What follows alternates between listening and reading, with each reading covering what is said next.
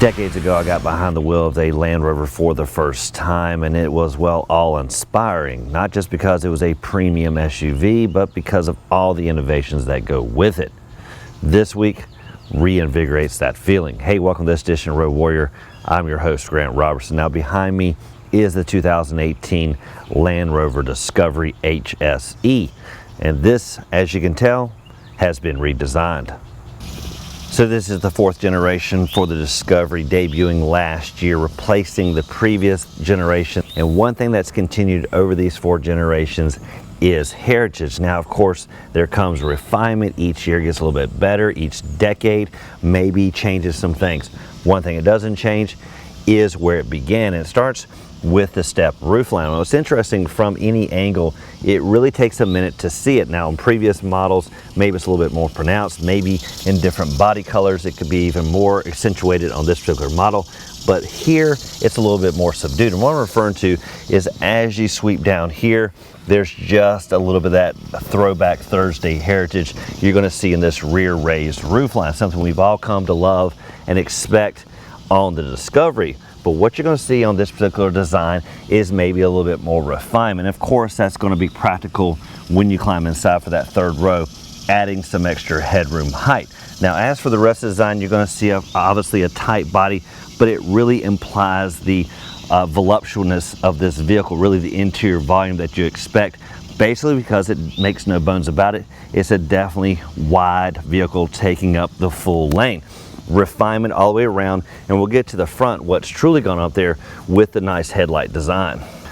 Now, don't be confused if you go down the road and you see Discovery emblazoned across the front of a vehicle, but yet it looks nothing like this one. Well, that's the Discovery Sport, the crossover member of the family, this one being the full-size offering. Now, by the numbers, this vehicle definitely delivers and fits quite well into this segment. Around about 195 inches, wheelbase about 111. As for height, just over 6 feet. Now, width is going to come in quite substantial, nearly about 7 feet, depending on how you tuck and fold the mirrors. It's going to be around about 87 inches when they're out, around about 81 when they're tucked in. That comes into play, of course, in the tight spots, the parking garage, and so on. Now, at the four corners, you have plenty of options. 19, 20 inch, 21 inch like you see here, or as big as 22 inch. Lastly is suspension. You can go with a standard coil suspension, but you can, of course, opt for the renowned air suspension. Now, what that does is give you plenty of ground clearance or less ground clearance when you're trying to ingress in the vehicle. Now, what you see here is, of course, is raised to the almost highest level, basically giving you around about 11 inches of ground clearance. But what's great is, and I'll show you later, is that evolves depending on what you're doing, and, well, the easeability factor, well, can take this vehicle down, makes life so much easier.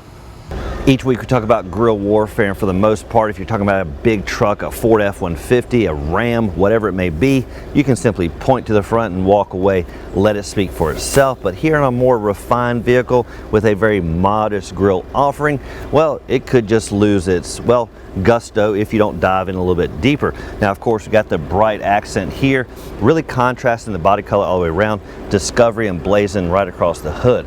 But look on the outer edges, the design of the headlights, multiple lenses, multiple designs, really add a little bit more flair artistically and operational. Really allows a lot of light to get thrown down the road. Now, as you sweep down, you're of course going to see body color all the way around. Nice airflow right down here, nice and low. But what you're also going to notice is the portholes on the outer side. These are actually operational. A lot of vehicles are just putting those as accents or whatever. These actually are operational with exit points in the wheel wells. Even lower, of course, are the fog lights, which by no means are traditional, but instead just some almost accent lighting, but nice and bright, and really allows you to be seen. Now, what's interesting is over the last few years, certain things that have really revolutionized the industry, well, has somewhat become, well, status quo. What I'm referring to is smart key systems. We almost expect it, and it's definitely going to be on a vehicle like the Discovery. Now, what's great is when the vehicle is locked, the mirrors automatically tuck in as you walk away, really minimizing the overall footprint. It's just a visual indicator that, hey, this vehicle is nice and secure. Now, what's great is it's innovative. No more pressing the buttons, of course. Really no buttons here on the handle to get in. just simply put your hand here and it knows you're there. And that basically is going to allow you to do it at any door. It's going to pretty much open up with ease. Now, when you walk away, you can simply slide your hand right there, locks it right up. Now, one Achilles heel for any vehicle, in my opinion, especially on a premium vehicle like this, is right here at the fill-up area. This should be just as secure as any other feature, because if vandals just want to, well, mess up your day, they can start right here. And unfortunately, the Discovery has a weak point, basically this being unlocked all the time. As Discovery evolved into the design you see here, there were some things they definitely had to hold on to: the step roofline, the heritage and all that, the air suspension, the off-road worthiness. But one thing they decided to get rid of is right here at the back end. Now, if you remember previous generations, the tailgate design has been evolving, basically adapting to what consumers want. Previously, there was a hinge design on the outer side, swung out. That was decades ago. The third generation had more of that split tailgate, upper swing out, lower. That provided kind of a tailgating seat, but not a lot of coverage when it came to maybe rainy days. That's why we got into where we are now. One huge tailgate assembly, no pop-up glass anymore, but instead just one huge tailgate that swings up out of the way. They've also made it very innovative, basically allowing you to kind of get in this vehicle however you want, using the button here, of course, on the key fob, or of course they've gone hands-free. Stand to the side, swing your leg, and it's going to rise to the occasion.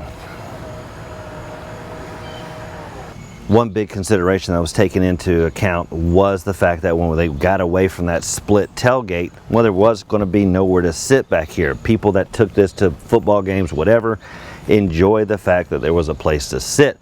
Well, they fixed that with this extended area here.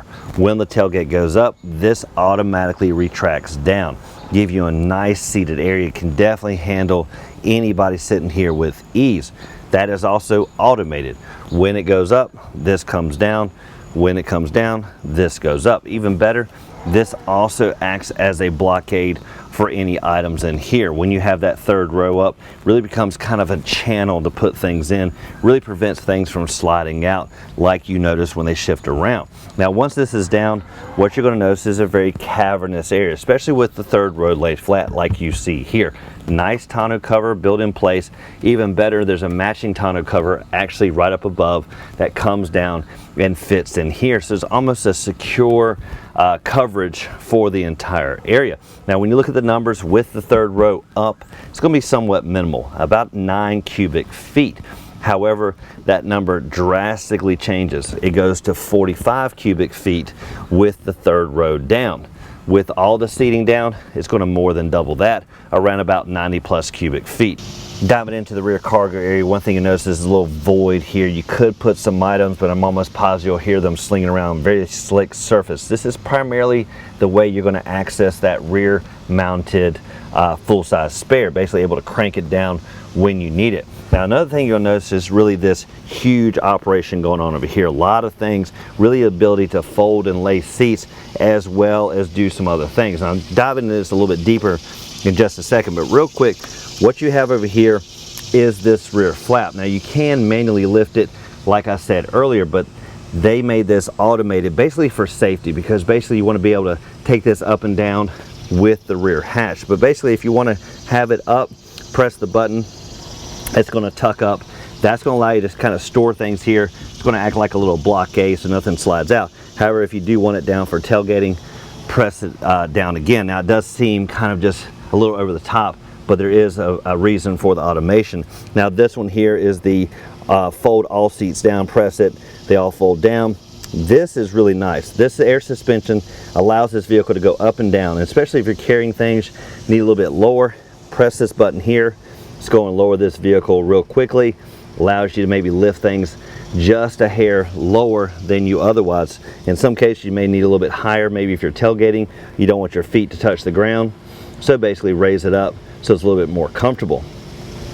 So when it comes to this rear tonneau cover, it really works out well, but some cases you really need that third row, so you're gonna have to remove this. And one thing I like is really Land Rover thinks of everything. When you undo this, one thing I did notice is when these seat belts are actually in place, they actually come in contact with the operation. But of course, Land Rover thinks everything, puts a little clip here to keep that up out of the way. That makes this retract quite easily. Now another thing to notice, this is kind of a standard tonneau cover we've seen in a lot of vehicles, typically spring loaded on the outer side, allows you to just grab it here and pull it out, but that's not the case with Land Rover. Instead, you really got to go around to the second row, and there's a latch here, and that's going to unlock it so you can get it out. Now that is kind of just a little bit more cumbersome, makes it one more step. Now once you get this out, haven't really figured out the best place to put that, but once you do that, it opens the cargo area that allows the operation for the third row.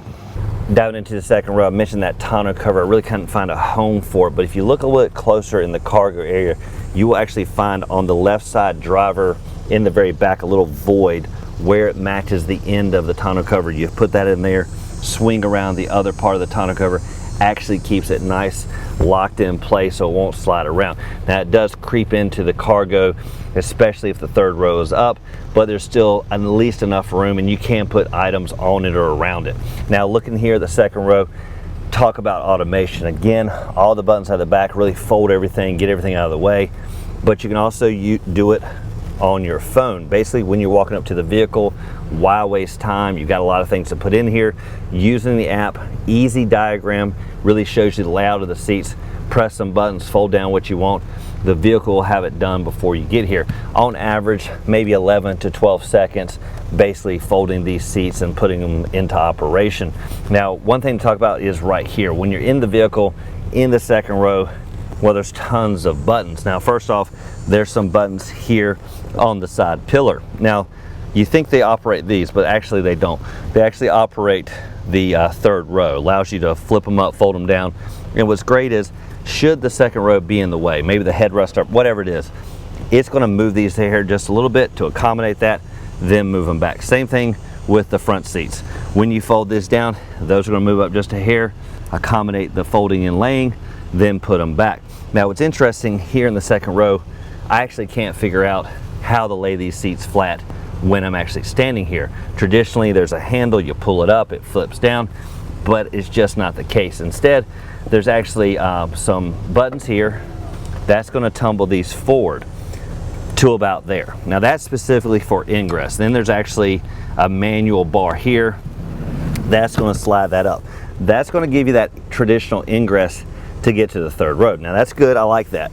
Now we slide that back, and then what's great is once it's back, the seat goes back, this comes back, real automated. Now what you're also going to find here on the left hip is a vertical bar that allows you to recline and make you more comfortable. Again, great, real easy comfort. But what if I'm standing here, need to help someone? Well, truth be told, use the app, use the buttons back there. Not a case, well, to be found right here to fold these flat. So I've laid those outer seats down so you can kind of see the operation of me getting back there, obviously make it a little bit clear. Now it's pretty easy. Again, press the shoulder button here. That's going to slide, tumble this forward. Then we can slide the actual seat bottom forward just like that. Now what you're going to notice with that center down, it does come in contact a little ahead of time with that center console. It makes this a little bit more narrow, but it's still somewhat easy to access even for my 6-foot+ frame. Now you are going to notice a 50-50 split back here. That is nice and equal, and again, low to the ground, knees going to be elevated just a little bit, but that's what's going to account for decent space back here, and of course decent headroom. Now what you're also going to notice is this nice glass above you really allows you to get good light back here, makes it feel a little bit less farther back from the front. Now there's good ergonomics. What you're going to see is good airflow built in right here, allows directional airflow right here to the third back row passengers. And it's something that's really unheard of is also some other comforts. Heated seats. Now typically that's going to be in the second row, obviously in the front. When you get back here, pretty much everyone forgets any of the passengers are here. But nice heated seats for those cold days, even for the back seat passengers. And you'll find some other ergonomics down low. Cup holder back here, obviously no room in the middle, one on each side. One area you're going to spend a lot of your time is right here at the entertainment system, the good old touch screen. Now this has evolved as well. Now remember this system from years back, but it wasn't nearly as dynamic and colorful as we see here. Back then, more of a black and white system.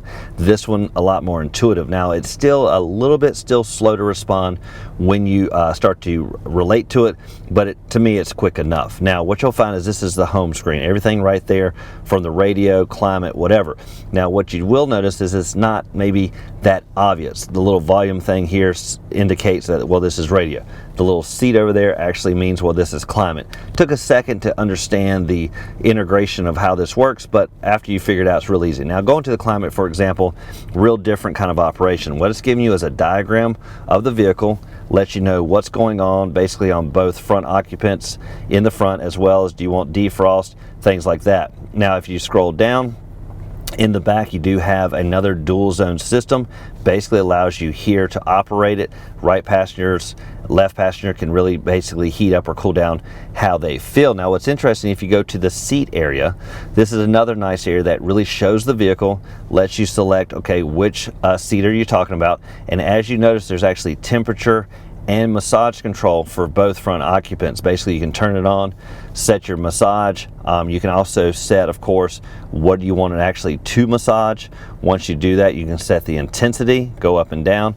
Over here as well, for the same seat, you can set the temperature control just the same, cool it up, heat it down, whatever you like. Now if you go to the other seats, back in the back, they do also have temperature control, heated and cooled in the second row for both outer occupants. If you go to the third, what you'll notice is there's no actual control from the front, but they do have heated seats at the very back.